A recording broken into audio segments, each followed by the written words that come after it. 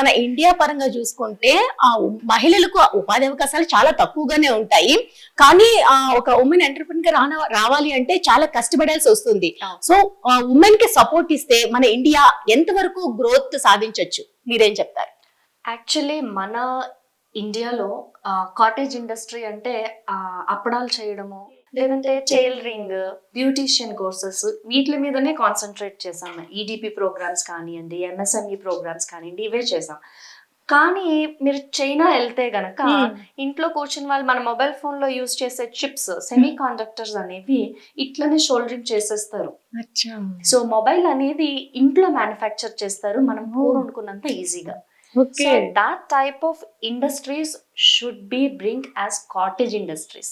So అట్లాంటి ఒక ఇండస్ట్రీని మనం కాటేజ్ ఇండస్ట్రీగా ప్రమోట్ చేసినప్పుడు ఈ ఎకోసిస్టమ్ స్టార్టప్ అనేది ఎక్కువ మాట్లాడే అవసరం ఉండదని నా ఫీలింగ్. అంటే మనం ఎక్కడ బ్యాక్వర్డ్ లో ఉన్నాము, ఎక్కడ మనకి అందుబాటు రావట్లేదు, ఎవరు మనకి ప్రోత్సహించట్లేదు. అంటే ప్రోత్సాహం అనేది మనకు మనం తెచ్చుకోవాలండి. ప్రజలు అనేవాళ్ళు 10 నిమిషాల్లో డెలివరీ చేస్తామంటే ఇచ్చే ప్రోత్సాహం ఒక ఇన్నోవేటివ్ ప్రోడక్ట్ కి ఇవ్వట్లేదు. Okay. So consumer trends should be changed.